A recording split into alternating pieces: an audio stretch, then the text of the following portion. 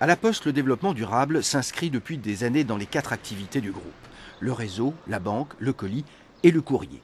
Avec pour ce dernier 2 objectifs majeurs, la réduction des émissions de CO2 et l'optimisation de la gestion des déchets. Je rappelle que le courrier, c'est quand même 270 000 agents qui maintenant vont, dans leur activité quotidienne, prendre le développement durable, développement responsable en compte pour leur travail. C'est ici, au Courrier d'Alsace, qu'est née la dernière démarche en faveur du développement durable.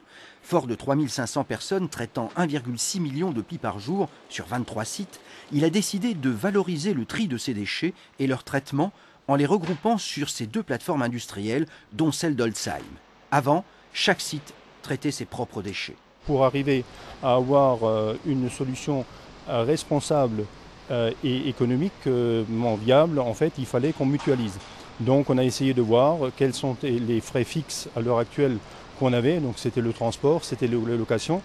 Et on a essayé de voir comment on pouvait utiliser nos propres moyens pour, à un moment donné, ramener vers nos points de concentration nos matériaux recyclables des sites.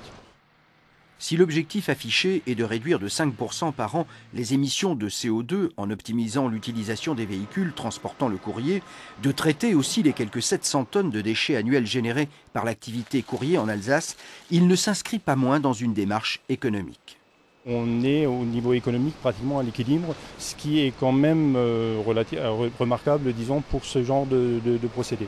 Je pense que de toute façon, quand on parle de développement durable, on ne peut pas dissocier la partie développement durable de la partie économique. Ce process de tri sélectif des déchets devrait être étendu à toute la France.